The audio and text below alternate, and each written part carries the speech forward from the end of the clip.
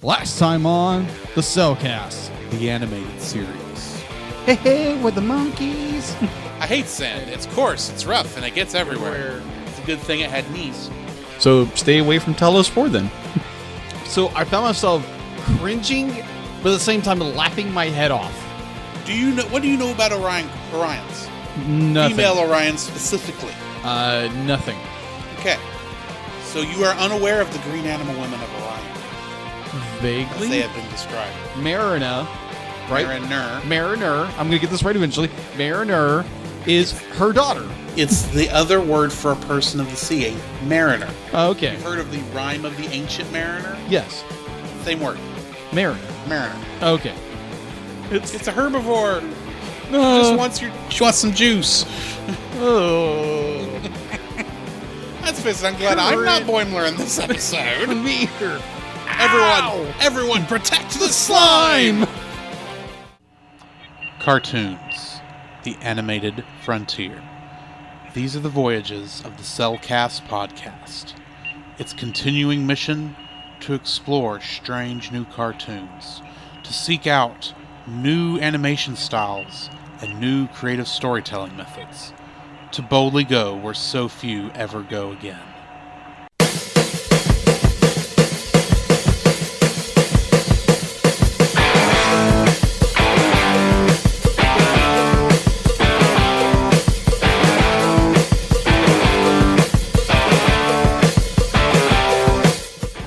Welcome to another episode of The Cellcast, the animated series. Joining me today is a man who's just another Starfleet dog, Jacob. Rough. Thanks. Why, thank you. Like, introduce our co-host, a man who got a free confused with a bolon. Bolian. Whatever. Welcome, Drew. This is almost as bad as you mispronouncing Star Trek every episode. How are you doing, Jacob? I am doing Trekkie spectacular. Alrighty then. Today we are reviewing Star Trek Lower Decks Season 1, Episode 2, Envoys, which was directed by Kim Arndt and written by Chris Kula. Summary for this episode: after a high-profile mission goes awry, Boimler is further plagued with self-doubt when Mariner proves herself to be a more naturally talented crewman than he is. Rutherford quits his job in engineering and explores other departments on the USS Cerritos because he wants to hang out with Tiana. Tiana? It's not Tiana, it's Ta'ana. Anyway. So in this episode, we've got a reference to the pleasure planet of Risa from The Next Generation, which is literally where everyone goes to have their shore leave. And on those planets, for those particular individuals who wish to partake in Jahamaran, which was referenced a lot during this episode, they carry around these little Horgan sculptures, which there's a big one in the fountain that he sits next to. Okay. Which is why she thought he was interested. Oh, okay. At one point, they call something the Janeway Protocol, referring to Captain Catherine Janeway of the USS Voyager, which got lost in the Delta Quadrant, but was back long before this happened. Precisely what this protocol is a reference to is not known, but there is a quote that is from the Voyager episode Parallax that is probably the closest we can get to a reference, especially with what happens. She said in that episode, "In command school, they taught us to always remember that maneuvering a starship is a very delicate process, but over the years, I've learned that sometimes you just have to punch your way through." That's what I thought. Yeah. And they tried that, and it didn't work. No, they didn't. In one point of the episode, Mariner shows that she is familiar with Captain James Tiberius Kirk's unique fighting style, known to the fans as Kirk Fu. Oh, okay. She even says when she makes that attack, she says, "Kirk hands." That makes sense. That totally makes sense now. The beginning of the episode references the little teaser thing with the little weird energy creature. Yeah. That is a reference to a season 2 of Next Generation episode called The Child, in which a creature very similar to that impregnated Deanna Troi, and she had a son by it. Oh. Oh. The son didn't last the episode. Okay. Interesting. He grew up and then left as the energy sphere again because it literally was him, the energy sphere. It's a weird episode. Okay, that's interesting. Mike, what happened? Okay. Yeah. Interesting. Mariner as she's napping there on the shuttlecraft before they take off. Yeah. Says a couple lines reminiscent from the Wrath of Khan, including marooned on a desert planet. Yes. The moons of Nibia, something else. I can't remember what the third thing she said was. And then she mentions that she's been having this awesome dream lately. Speaking of Wrath of Khan, in this episode, there's a point where Rutherford, as he's trying different things in security, and he gets put into a security simulation called Smorgasbord, which he gets attacked by a lot of Borg. And they put people in this particular simulation to teach people in order to deal with defeat. Yeah. Much like the Kobayashi Maru scenario from Wrath of Khan and Star Trek 2009. They mention a character by the name of Castro who served on the Enterprise for like a second, as they refer to it. This could be either the Enterprise D or the Enterprise E, depending on things. This is not a character I think we actually know. They refer to Section 31, the secretive organization that does all the things that Starfleet can't get its hands dirty doing. Right. And they're technically supposed to be so much of a secret that technically Boimler shouldn't know about it. Yeah, but which annoys everybody me. knows about Section 31. By this point, but yeah.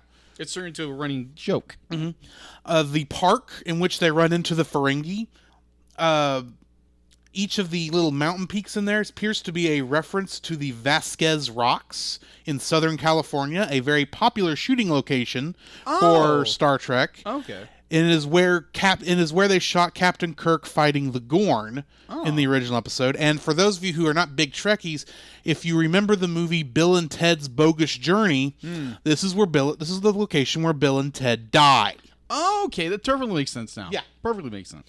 Of course, Quimp in that scene is pretending to be an early Next Generation Ferengi when in fact he's more of a DS9 era Ferengi. And when they originally introduced the Ferengi, they were supposed to be replacements for the Klingons, so they went with a more animalistic type of troll creatures. But they pretty much failed in replacing the Klingons for that particular role of enemy. Yeah, you really can't replace Klingons. You really can't. So when they decided to bring the Ferengi back in Deep Space Nine, especially with having a main character be a Ferengi, the owner of Quark's bar, Quark. Yeah.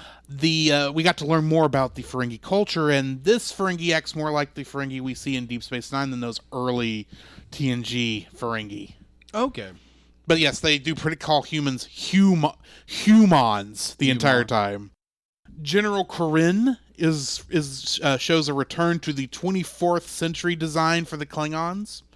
Of course, the 23rd century they didn't have for the original series. They didn't have the technology to really do the Klingons correctly. So when they made Star Trek: The Motion Picture, the first time we got to see Klingons in the form we know, they designed essentially the Klingons we know now. But most people think of it from the 24th century, and that design quit being used after Star Trek Enterprise went off the air, because both J.J. Abrams in the movies and the original showrunner for Discovery decided to redesign the Klingons for some unknown reason. And they both went entirely different directions. They did. So, yeah, we're back to the original Klingons, and I'd prefer we stay there. Along with the Klingons having all of their traditional weapons in this episode, right? The Andorians, in the episode when they're in that big fight there in the bar, you can see a bunch of them fighting with Ushan Tor ice knives that were created for Enterprise. And one of them is fighting a Lurian, which is the same race as DS9's Morn, the traditional barfly on the show. Okay. Who never speaks, but is apparently the most talkative character on the show. Okay. On the station. We also see the Evora from Star Trek Insurrection, the little frog creatures from the beginning of that movie. Oh, okay, yeah. Yeah, you can see them for a hot second there in front of the little Kronos. Oh, okay. Gotcha. You also get to see the isolationist Kalons from the TNG episode Half a Life. The Arcturians, Aurelians, and even the Arilo and a Vendorian shapeshifter from Star Trek the Animated Series make an appearance. And Rockmen from a deleted scene in Star Trek V The Final Frontier make an appearance. Okay, they went kind of deep. They went deep. The planets that they refer to, Corinne and Mariner talk about going down to, and had all that trouble with, was named Jaxa Prime. This might be a reference to Ensign Saito Jaxa, not in the show. I mean, the writers may have used this as a reference to Ensign Saito Jaxa, who died in the TNG episode Lower Decks, which provided the inspiration for this series. Oh, okay. So, now that I've talked my head off for about 10 minutes, which always seems to be the case with this sort of thing, what are your thoughts? Okay, so it was very interesting with the fact that you have these two ensigns who one has more book experience and knowledge about things, and you have Mariner, right? Yeah, Mariner. Mariner and what's the name? Mariner and Boimler. Boimler's all book smarts and knows everything.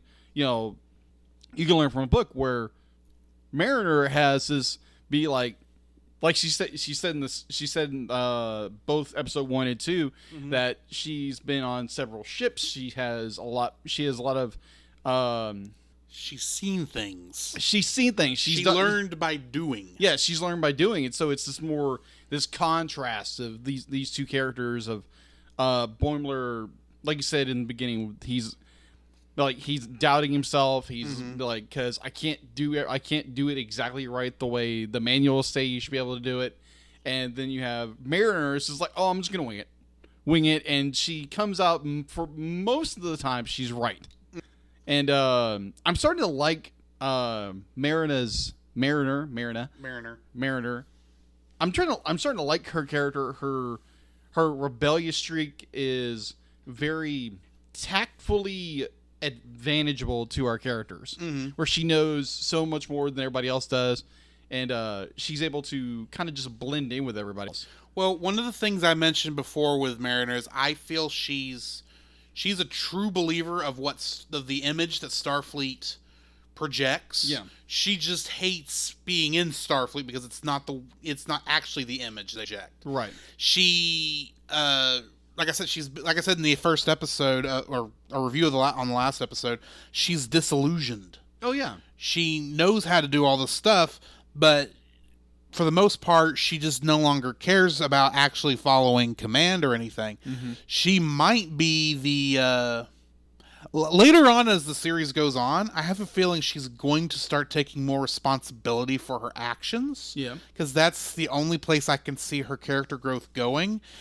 And she'll learn some of that from, I think, Boimler. Yeah. While Boimler's going to take her more, what's the word I'm looking for? More spontaneity. Yeah. And be able to learn from that is my hope. Yeah, it's almost like a trade-off in a way. They're learning from each other. Also, I would not be surprised if they end up being love interests at some point in the show. Possibly. Yeah. Because you know what they say, like most people who kind of have a connection with each other, they have a polar opposite attraction. Whereas if you look at T'Ana and Rutherford, they have kind of the opposite problem. They actually are a cute couple that are very much they like being together, but they're very much their own person. Exactly. They both want to be with each other, right. Which honestly, that's not a bad concept for a couple. No, it's not. And it's very much we're not going to get to see much of a growth, I think, of that relationship. I think we might have more of a chance that something will happen that will tear them apart. Probably. They may have to come back later, but we don't know. In this episode, I mean, he literally tries. Rutherford actually tries every single type of department, which I am not sure if that's how that would actually work. Yeah, it's definitely. I can see maybe engineering learning command. Yeah, because there's plenty of engineers who we have seen take command on the show. Yeah, in the franchise, so I can see that. I can see maybe a transfer into security. Mm-hmm. Why on earth did they let him into sickbay is my question. Yeah. Because even a nurse is going to have at least 8 years of school. Yeah. Learning all the weirdness of... he does catch on quick. Yeah. And apparently his implant allows him to catch on to things a lot faster. Yeah. But at the same time, he knows where he's supposed to be, which is engineering. Yeah. So it's his passion. It's his heart. It's his heart, and that's just what he loves to do, and that's fine. Right. At some point, maybe he could learn command, but honestly, that's not where I think he belongs. One of the things I did find is this is actually the first episode in all of Star Trek in which we see a character in the same episode, or actually period, go between all three three divisions on a starship. So that was interesting. I do want to point out the fact that, like, every time Rutherford.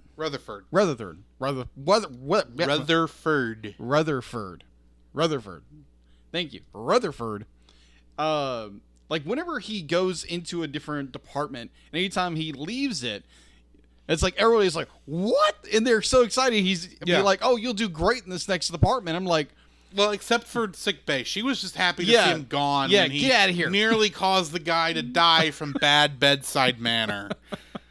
Which, admittedly, that's probably he's an engineer. He's not going to have good bedside manner. No, he's very on the nose about things. Yeah, exactly. Oh, this warp core is doing this. And it's like, oh, I need to do this. Be like, wait, those are dilithium burns? How are you still alive? That was funny. That was kind of funny. It's like, oh my gosh, dude, you need to learn bedside manners or you're not going to make. And that's the thing. Being a doctor is obviously not what he should be doing. Right. There are more science things on that ship than just sickbay. Yeah. He could have gone to. They could have put him in astro cartography, the bio labs, a lot of places where you don't actually deal with the people. True. But no, they just throw him into sickbay because they need an excuse for the Cation to show up again. For the angry cat. Yeah. Which I'm fine with that. I actually like the angry cat. It's definitely interesting because, like, for the limited amount of Star Trek I've seen, okay, now we have a cat anthropomorphic cat. Well, for the most part, the Cations, with the exception of like background characters, have never been used in Star Trek. Okay.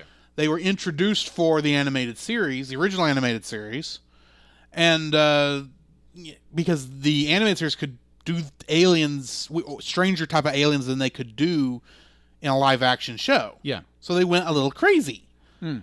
And thankfully the Cations were something they could do prosthetically, at least a little bit, because we do get to see them like in the background of Star Trek 4 and in a couple other places. Yeah. The weird shape-shifting alien has been seen in different places, but this is a different shapeshifter than all the other shapeshifters we've seen. Also, I do like the fact that the security chief, instead of saying, "Oh my God," like a human would, they say, "By the prophets," because he's a Bajoran. And that's their gods. That makes sense. He took his own gods' names in vain. Yeah, I was like, wait a minute. Be like, I recognize when someone says that, it's like, that's from Deep Space Nine. It is from Deep Space Nine. He is a Bajoran. You can tell because he's got the that's right. The nose ridges, and he's wearing that earring on his I was like, okay, is he just mad because he's doing this number the entire time? No, that's literally how they just have these ridges on their nose. Yeah, okay. That's the physical. Yeah, that was my first reaction. It was that was their forehead. This guy's angry. That was their forehead. Well, he's designed to kind of look angry. Yeah. He is when you consider that the Bajorans are supposed to be a peaceful race, but yet did have to fight off the Cardassians in order to get the Cardassian occupation off their planet. Right. There's some a little more angrier ones, let's say. Some that are not very peaceful. I gotcha. But all right, so anyway, overall, be like, this was a fun episode. We got some character growth. We got to learn more about our characters. Marina, we got to learn a lot more because she has all these connections with the Klingon. I think he's an ambassador. They don't, I think, actually say what he is. He's just I think that's pretty much what he is, because they were needing him for some kind of peace talks. Yeah.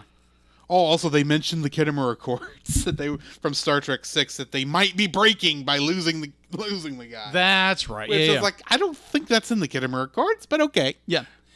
But it's so interesting to see her development, to see Boimler's development, seeing where he stumbles and he falls, and where it's Marina trying to build him back up. And it's always interesting when you have those character dynamics. Mm-hmm. There again, kind of reiterating what I said earlier. Yeah, because she, I think, actually does care for Boimler, even though she does gives him a hard time. Yeah. I'm looking forward to the other episodes. Now, when we started this, I was like, when I realized, okay, the creators behind this and more, okay, this is more Rick and Morty, and I was like, okay, am I really going to enjoy this, or I'm going to be... Admittedly, I was worried, too, that this was going to be a more comedy-focused, let's just destroy all sense of continuity just so we can have a joke. Yeah. Kind of a show. And that's not what it is. They're actually just really digging deep and playing with it. Yeah. Because the only thing I saw in this that really makes me question if Starfleet would work this way, is having Rutherford go through every division on the show at one time, right? Or why they let him in sickbay as a nurse at all. Hey, they just need a warm body sometime. I understand this, and they were training, and maybe this was just a test to see if he could do it, right? And then maybe he would start learning how to do all this stuff, but it still seems kind of odd that you chose this for his science division trial and not something like astrometrics. That's what it's called, astrometrics. Oh, okay. Not astronavigation. What was I saying? Either way. But astrometrics. I gotcha. So, either way. Great. I think he'd do good in astrometrics. Either way. Great episode. I can't wait for episode 3 to come out. And so we will review that when it comes out. Alrighty. So join us next week for the episode Temporal Edict. That's interesting. The preview at the very end of the episode was like, okay, so we get the second in command, or the second, or number one. That's what they call number one. Well, it's the first officer. First officer. Picard called his first officer number 1. Yeah, that's why. That's why I always say number 1. Confused, but yeah. But either way, is kind of looking forward to it. We get some more of the silly hijinks the show has, especially since the word temporal is in the name of this. Yeah, kind of tells me, a time travel episode. Oh boy. We're going to get to go more into Trek lore, maybe, possibly. We'll see. Anyway, join us next time for that. All right. Thanks, guys. Come, Jacob. We must prepare for next week. Prepare for what, Drew? The same thing we do every week, Jacob. Record a podcast. Oh, boy. So where can they find you, Jacob? They can find me on Facebook at Jacob B. Heron and Jacob's Daily Art Corner, my personal art Facebook page. On Twitter at Jacob B. Heron. On Instagram at Jacob B. Heron. And on Letterboxd at Jacob Heron. Where can they find you, Drew? You can find me on Facebook at Drew Dodgen. You can also find my Facebook page at Drew's Photo Bin, where I upload my photography. You can also follow me on Letterboxd at GGeorge759 and Twitter at GGeorge759.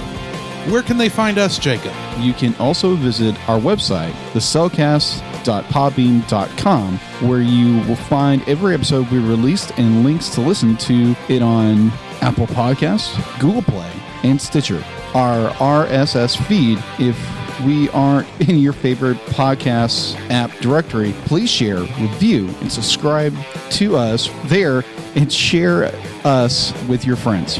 You will also find a link to our Facebook group, the Double Feature Podcast Community, where we talk about both animated and live-action movies. We share this with our other podcasts, which we do with Jacob's brother Jim, at the Movie of the Week podcast, where we talk about live-action movies.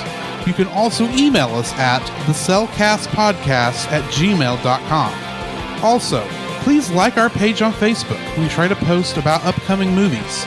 If you comment on that movie's post before we record, we'll read your comments in the episode. And remember, every time we say The Cellcast, that is with a single L.